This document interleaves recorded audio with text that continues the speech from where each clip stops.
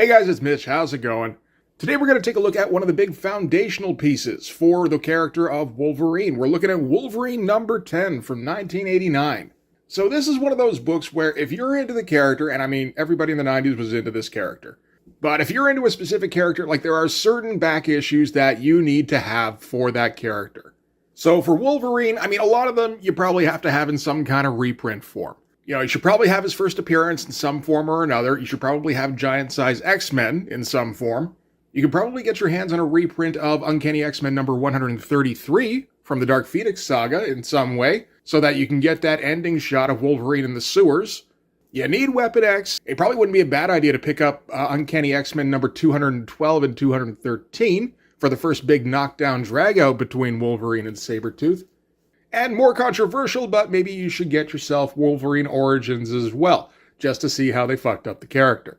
But in that mix, I'd say pretty near the top of that list is Wolverine number 10. This was a milestone, I mean, particularly if you were reading Uncanny X-Men and Wolverine at the time, because this issue has the first extended flashback into Wolverine's past, which was a big deal because up until here, Chris Claremont had been extremely careful about making sure that no information about Wolverine got out. All anybody really knew was that he'd been in a couple of wars, his memory was pretty messed up, and he'd been a part of something called the Weapon X Project, and that was how he got adamantium infused with his skeleton. At the time this issue was published, nobody knew what that was either. They'd have to wait a couple more years to find out, and man did they find out. And of course, over the years, the popularity of the character had been building ever since, I'd say, Uncanny X-Men number 133. You know, it'd been building steadily up until that point, but that was the point where it started to go through the roof. And people were ravenous for more information about Wolverine, but we weren't getting it. And then in 1988, Marvel decided to pull the trigger on giving Wolverine his own solo series, which was a big deal. It didn't happen too often, at least not at that time. You know, obviously there were other team books who had members who had their own solo series, but most of those characters, their popularity got built in those solo series.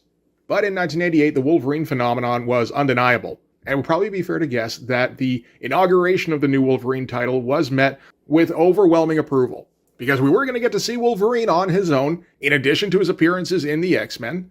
The book was going to be written, at least at the beginning, by Chris Claremont, who was the same guy who had been building the character's popularity for like the last decade before this.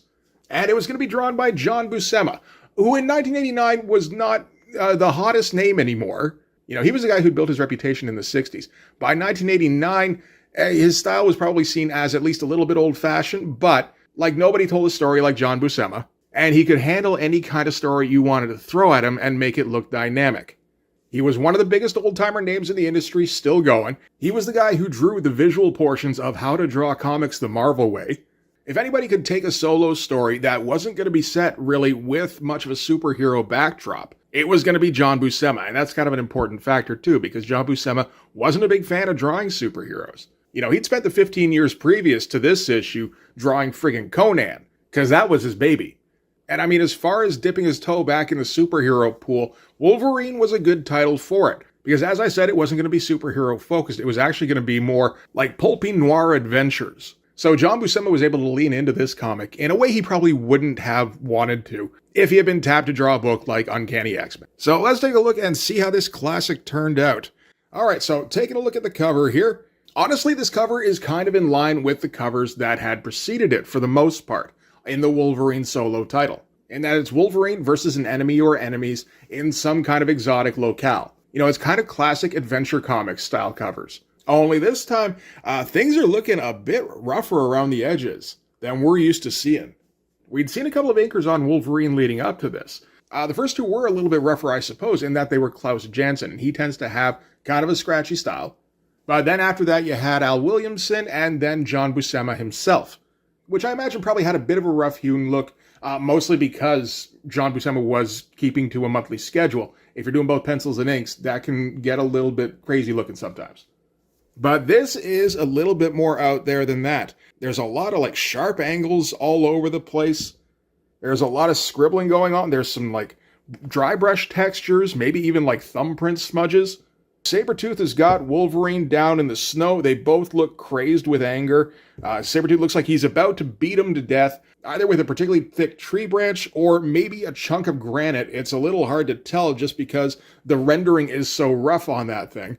And the sloppy inks are going to continue throughout the book because this is going to get inked by Bill Sienkiewicz's.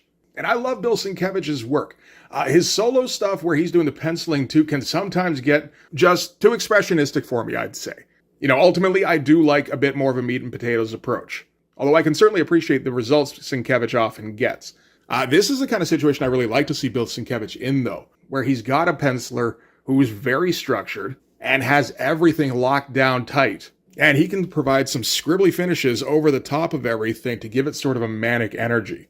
But yeah, Sabretooth has got Wolverine down. He's in a power pose. He's in a position of dominance over him. He's ready to deliver the coup de grace. That's kind of going to be the position of the characters throughout the issue. But we don't need to jump ahead just yet. But absolutely fantastic cover. I really like the way that with the snow setting, the characters are the only thing really with a bunch of color on them. So they pop out like crazy. All right, so we're going to start things off in Madripoor, because that's where a lot of the early Wolverine stories tended to take place. Chris Claremont wanted to take Wolverine and basically stick him somewhere where he wasn't going to affect continuity.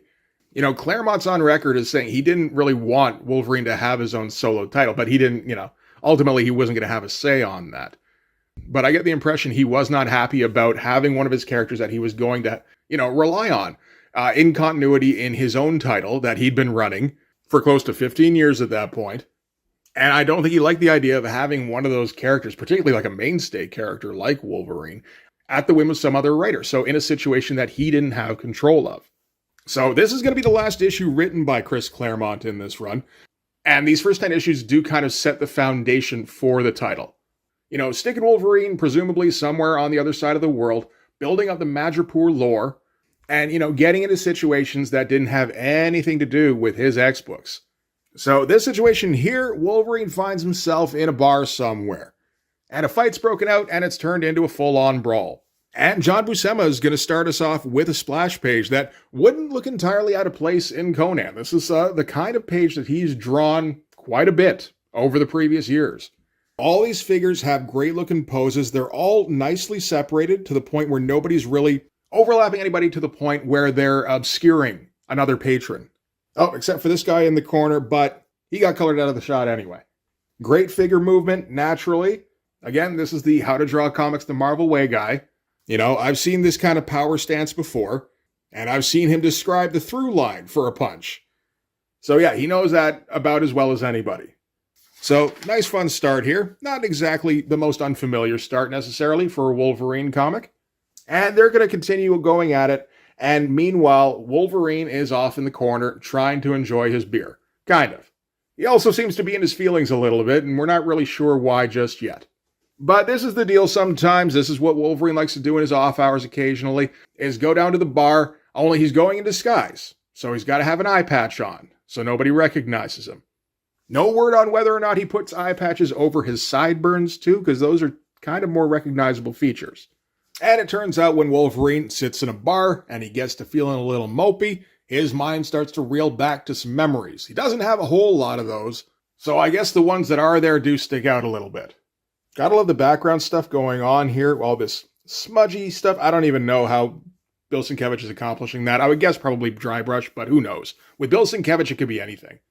So anyway, thinking about memories, thinking about bars, Wolverine's mind casts back to then. We don't know when then's going to be or where.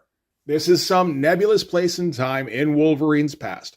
We get an idea based on, I'd say, the wardrobe of the participants, a little bit on the location. It seems to be probably sometime in either the early 1900s or the late 1800s. In another bar, not too dissimilar from this, with a great-looking background here. Man, these scene-setting panels that John Buscema comes up with, I've seen him do them before. And they're always just like the most impressive goddamn thing. His separation of figures, it really does stand out to me. How nothing feels like it's obscuring anything it shouldn't. Anyway, all the patrons here, they're just kind of doing their bar thing. When all of a sudden people look up from their card game as Logan stumbles into the bar carrying somebody named Silver Fox. We don't know who Silver Fox is at this point. This is her first appearance. But I guess it doesn't matter too much who she is, because the first thing Wolverine tells us is she's dead. And turns out that Sabretooth is at this bar as well. And he's going to explain Wolverine's dilemma. He's like, well, it happens, boy, especially to squaws uppity enough to say no. So apparently at some point, Sabretooth came by, I guess Logan's house, when Logan wasn't there, tried to make some moves, maybe tried to force the issue. Wouldn't be the most unexpected thing for a character like Sabretooth. And Silver Fox apparently said no and probably fought back, resulting in Silver Fox being murdered. And you gotta love the casual stance on Sabretooth here. Like, this is no skin off his nose. Murders just sometimes happen, you know? Logan starts approaching him. Sabretooth is like, careful. I know you're used to tussling with these other guys in here, but the kind of fights we're usually involved in have a few punches thrown, and then it's all over. That's not fighting to me. That's playing. And I don't play. You want to go with me? We go until someone can't get up again. One of the ladies at the bar here says he isn't fooling. For pity's sake, Logan, she's just an Indian. Not the best line in retrospect, but, you know, it does underline a few things. I mean, it underlines the viewpoint of the patrons here. And given how anguished Logan is about this loss, you know, we can safely assume that they were probably romantic partners. So, I mean, given those factors, you know, you maybe think that Logan and Silver Fox were kind of outsiders a bit, which probably would have tightened their bond. You know, like, there's a lot of things you can read into this. And we're all about reading into shit on this channel.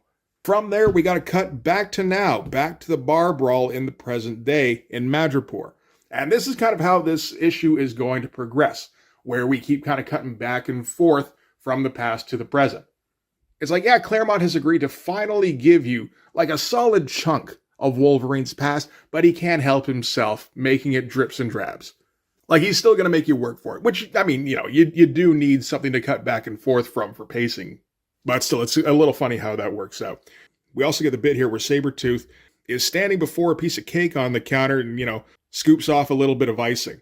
It's not going to be mentioned for a bit in this book, but I believe that's because it's Logan's birthday. So Sabretooth was going to make sure that Logan's birthday was a memorable one.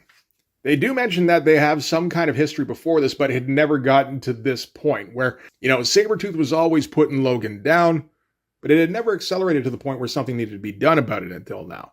It should also be noted, I mean, I've been thinking about when to put this in, but now seems as good a time as any, that at this time, Chris Claremont had it firmly in his mind that Sabretooth was Logan's father. This was an idea that he'd had since way, way back in Uncanny X-Men, back when he was working with John Byrne. There had always been hints dropped, though nothing really got confirmed, and that's really what we're going to get in this one as well, where Sabretooth keeps beating on Logan because, you know, he sees him as a runt, he sees him as a bad reflection on him. And, you know, he's going to keep calling him boy over the course of the issue. He's going to keep beating him down, keep putting himself in like a dominant, authoritative position, basically do everything except outright say he's his dad. You know what? It's interesting. I think this is the last time Chris Claremont is going to get to revisit that idea of Sabretooth being Logan's father. The last time he would have had a chance to even hint at it would have been in Inferno. I think it was maybe kind of danced around the edges of, maybe not. I can't quite remember anymore. I mean, obviously at this point, Claremont thinks that he's going to be writing Uncanny X-Men for the next 15 years. You know, he's got no idea he's only got 2 to go. So there's no sense in rushing things. We can still be vague about it. Anyway, back to present day where, you know, again, those 2 brawlers are still going at it and Wolverine's had enough. So he goes to break up the fight pretty easily, takes the one guy who was winning, slides him down the bar, takes the other guy, is about to smack him in the face, but then the clock goes off. So it's like, you know what? Screw all of this. I'm going for a walk. Made a point of not popping the claws. We're barely going to see the claws at all in this issue. And yeah, he kind of leaves not exactly feeling any better. And we get more of that scratchy line work all over the place. It's some really fun looking stuff. You know, like when he picks up the guy here, all the scratching over the arm for the motion, all the shadow here under the coat. Doesn't go with solid blacks there. Again, it's more scribbly. It's more Sienkiewicz. When we get all the shadow stuff on Wolverine in the bottom corner here, that's a great looking drawing. And a lot of it is down to the tones that Sienkiewicz is getting, really.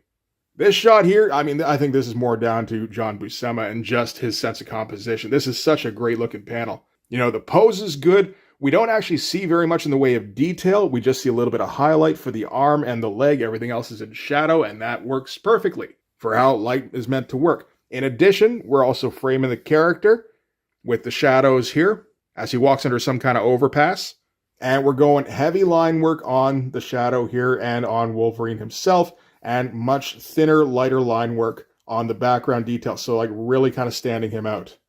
It's the kind of thing that at this point I think John Buscema just does without thinking, really. I mean, he probably does think about it, but it just comes so naturally to him, I imagine. All right, so still in current day Madripoor, we get like a nice long establishing shot down by the docks here. Very nice kind of landscape shot. Some weird stuff going on with all this smog off in the background. I guess this is just kind of the impression of buildings here. Again, I'm not sure exactly what Bill Sienkiewicz was using to get that effect. It doesn't look like dry brush. Honestly, it looks like charcoal maybe, or just like pencil. Who's to know? Bill Sienkiewicz's mind works in mysterious ways. Wolverine's crawling around on the roofs.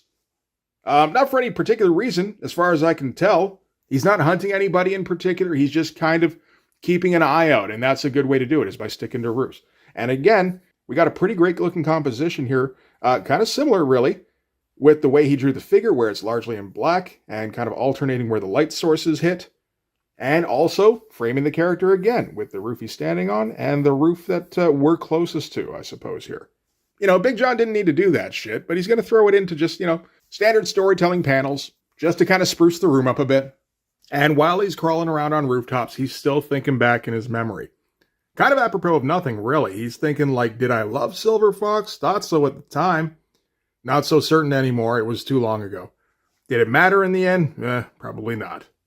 Saber and me, we'd been spoiling for a fight. He'd always held himself to whatever was mine, challenging me to stop him. Something always held me back. Knew he hated me. Hadn't a clue why. Maybe it was simply what he said, that the whole world wasn't big enough for the two of us. And now we got to cut back to that flashback, where of course Logan snaps. This is an element that, I imagine fans would be expecting at this point.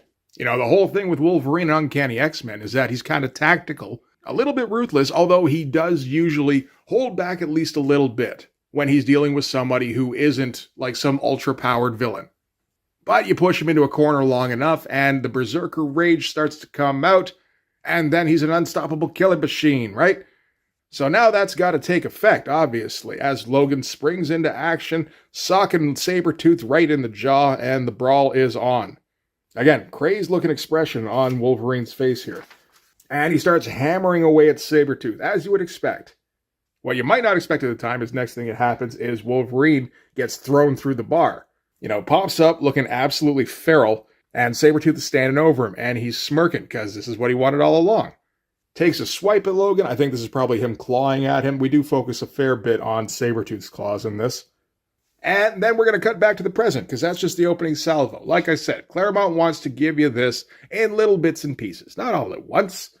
Honestly, the rest of the stuff, the present day stuff, isn't all that interesting in comparison. So if he starts you off just with the present day stuff, tells everything in there, and then gives you the flashback, or vice versa, half of that comic you're not paying nearly as much attention. So we're cutting back to Wolverine in the present, still crawling around the docks, just kind of keeping an eye out to see if there's any trouble, and he finds it. What do you know? Got some woman who was taking a trip through Lowtown with her beau, and they took a wrong turn, got jumped by a bunch of street toughs. Again, nice shot to establish it here, too. That's a nice composition where everybody's pretty well separated, but still all connected just a bit, maybe to give it kind of a claustrophobic feel? I don't know, I think that might be the reason. Apparently her guy tried to defend himself, managed to get a knife, got a few good jabs in, but eventually ended up on the losing end, and now he's losing blood fast. So it's up to Logan to jump into the rescue. Naturally, the Hoods, they don't take too kindly to that, and the guy in charge here starts opening fire with his revolver as Logan just kind of runs right at him. So not thinking too strategic there. And he makes pretty quick work of them. Again, doesn't pop the claws, makes a point of it, says they're not worth it. All it takes is, one solid punch to the gut of the leader, possibly breaking this guy's wrist as he comes up behind him, and the other guys all scatter. Again, really nice looking panel here. Keeping a lot, putting on a Dutch angle. It's the kind of thing, looks like it was done pretty quickly by Bill Sienkiewicz. Again, it's got a lot of that kind of scribbly factor to it, but the effect he gets is extremely nice. So, with all the Hoods having run off, Logan is going to take a look at the guy who is down on the ground, and he's not doing too good. He's actually pretty close to death here. And she's saying, like, is there a hospital nearby? And he's like, in Madripoor? Like, not near, no. And you're not going to get an ambulance down here either. So we're going to have to take him to another place. Well, there's that good old Metal Gear ad. Always thought this ad was kind of awesome, where you get all the little accessories, theoretically, that Snake is going to take in on his mission. And of course, we get the shot that they stole from Terminator. Metal Gear isn't nearly as iconic without a stolen shot of Reese. Cutting back to the past as Sabretooth appears to just kind of shoulder tackle Wolverine right through a window. Again, great figure movement. They take a second to resettle, and Logan again springs into Berserker mode. This is at a time when Logan doesn't really have any moves. He's just a brawler. Doesn't have the adamantium skeleton, doesn't even have claws. They say that specifically, because of course this is in the days before bone claws. Back when things were just a little less dumb. So anyway, Logan grabs a piece of wood, tries to take a swing, but Sabretooth catches it. Really nice shot here, nice use of color. It's the only panel where we get this, where it's all kind of shades of orange. And he takes a piece of lumber off of Logan and then uses it to cave in Logan's ribs. Logan goes falling into the pile of wood and it all collapses on top of him. So this is kind of the thing with this story, is this is the first time Logan remembers losing. Up until then, he'd always kind of been top of the food chain, essentially. Never met a man or beast he couldn't beat, until he went up against Sabretooth, and Sabretooth beat him bloody. Alright, back to the present now, as Logan takes the dude who's been stabbed to a nearby establishment that he knows has people with medical experience, and this establishment turns out to be a brothel. Nobody says it specifically, but that's what it is. There's a fun bit here where Logan lies the guy down on the couch, and he's like, hold on, you're in good hands. And the guy, he's not doing too well. Like I said, he's bleeding out. And he's like, man, if I gotta go, heck of a place to go from. And Logan goes, yeah, ain't that the truth? So the madam of the brothel, she kind of like claps and gets everyone running, go get the physician. They've got a physician on hand, I suppose. Or at least somebody who knows how to treat wounds. And Logan's kind of done all he can right now, so we've got to give him something else to do. So we've got another woman here. This is Jessica Drew, which is a name I wasn't familiar with, but this is Spider-Woman. Apparently, she's set up in Madripoor with a partner as some kind of detective agency. And their office is right above the brothel. So, when Wolverine's wandering around, Jessica happens to be on site because, that's where she works and maybe lives. And she's like, you want to come check out the office? He's like, sure. It's like, okay. And she starts crawling up the fucking wall because that's where the office is. And Logan has to try and follow her. And I guess she's got like incredible core strength because I don't think she's crawling too well in those high heels. So that's all hands and shoulders. And that's enough time in the present. Now we got to cut back. So Sabretooth, after taking a moment, clears away some of the debris because he wants to get back at Logan. Well, it turns out Logan has managed to make a bit of an escape, but not unscathed. As Sabretooth says, he has left a blood trail behind here. And of course, Sabretooth has very similar abilities to Logan at this time, almost identical, really. Fast healing and enhanced senses. So naturally, he's going to go running after Logan. And then we got to cut to Logan, who's in a fugue state. Like, he's barely conscious. This is just like the animal instinct taking over and telling him to run. Thinking about how he's never gotten beaten like this. He's rarely had like a physical challenge. He's never been afraid, and now he's terrified for the first time. Get him stumbling through the snow, gets confronted by just a wall of rock and nowhere to go but up. So that's what he's going to do.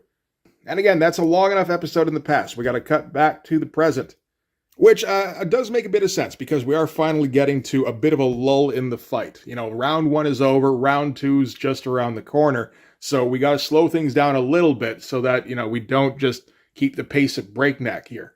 So Logan is checking out the detective office.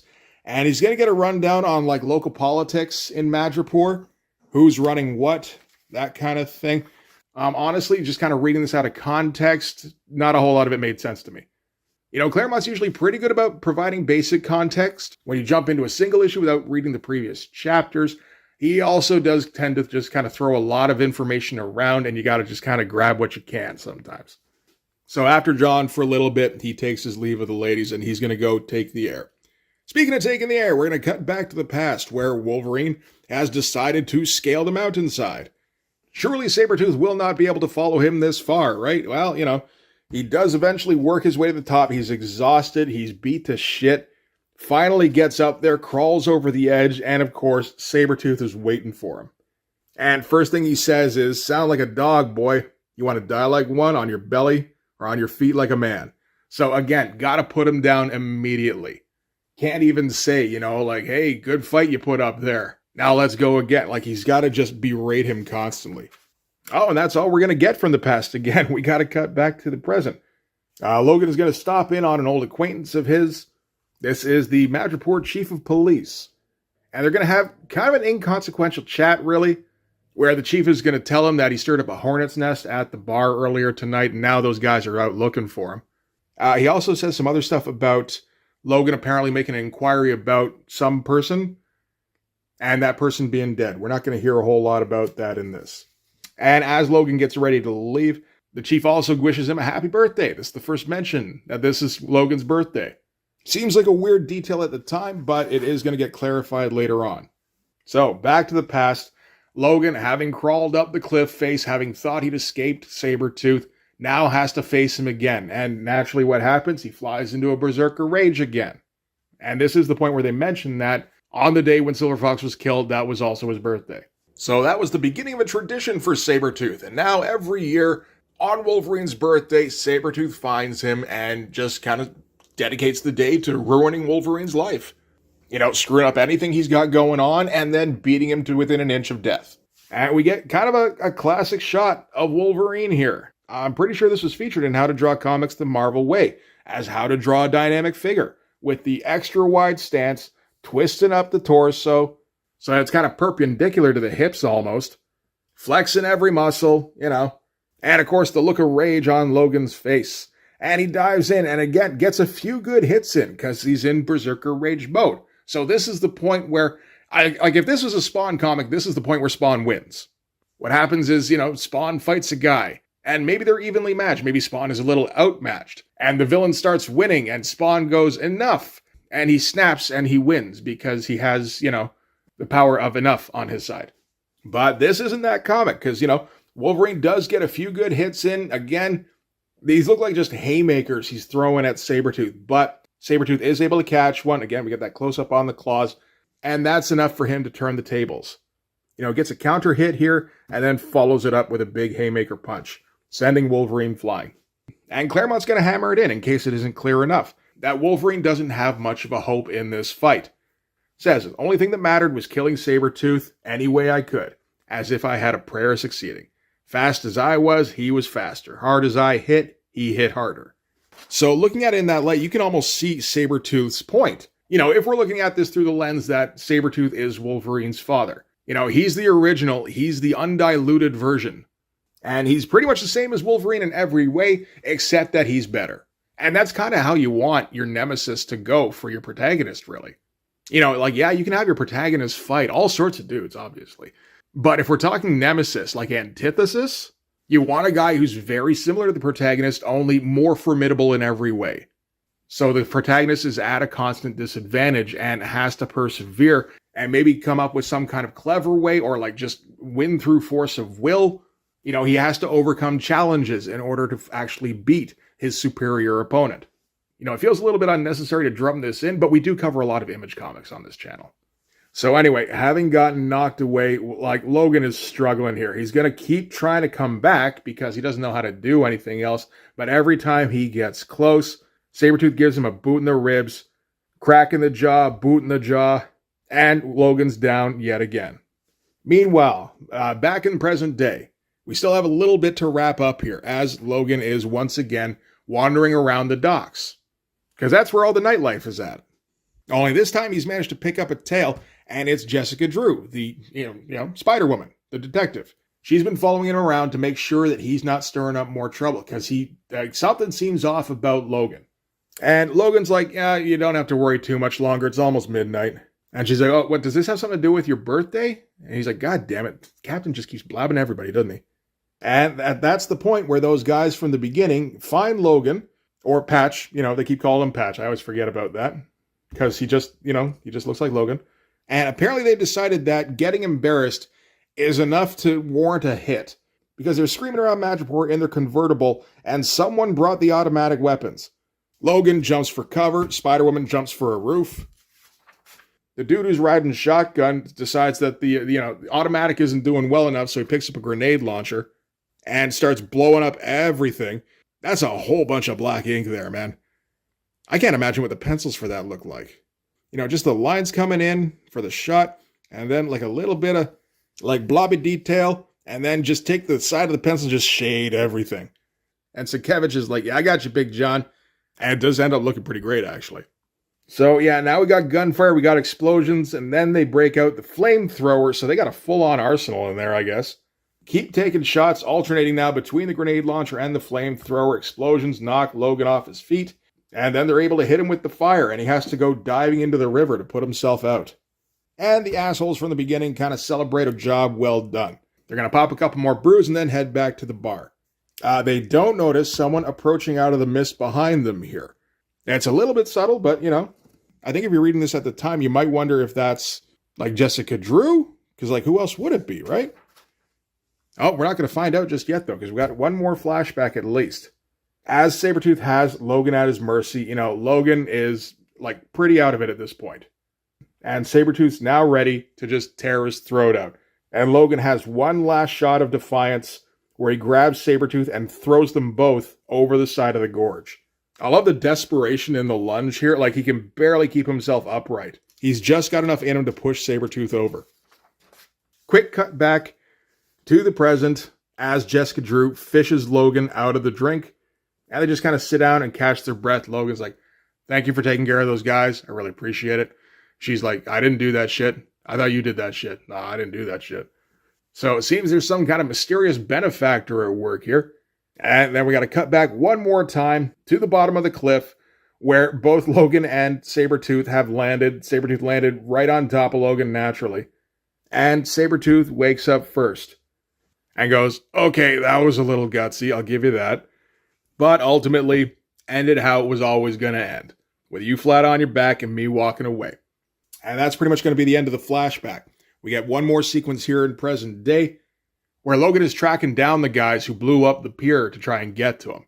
You know, both them and the caddy disappeared, and he does eventually find them parked outside the Princess Bar, which is the place where Logan usually goes in Madripoor.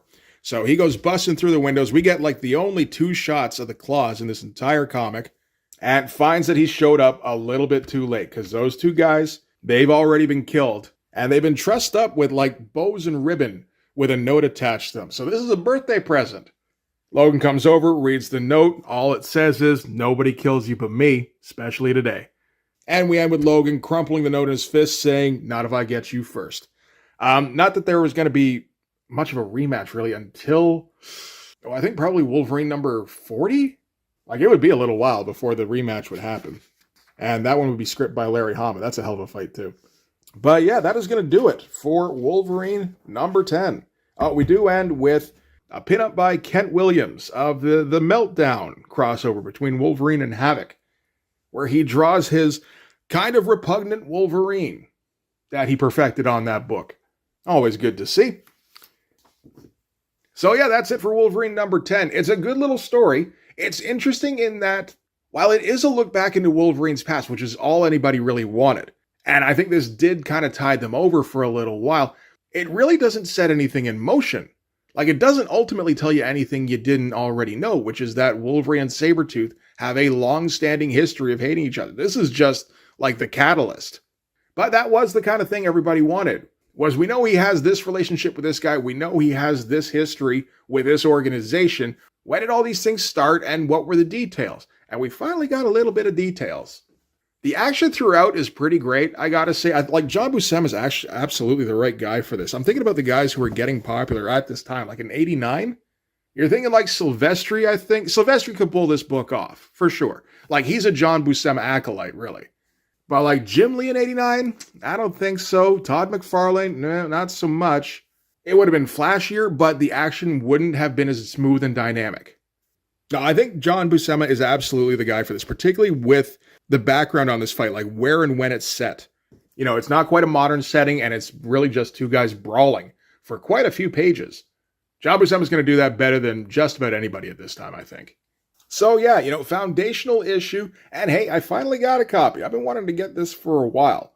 It's, again, just tough to get one that isn't going to cost an arm and a leg. I had to sell for one that was a little bit beat up, but hey, it didn't fall apart on me. That's all it needed to do.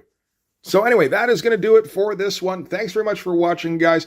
If you got this far, don't forget to hit the like button, hit subscribe if you haven't already. And right about now, you should be seeing a link to my Patreon. If you want, you can go check that out too. But yeah, that's going to do it. Thanks again for watching, guys. I'll see you in the next one. Bye-bye.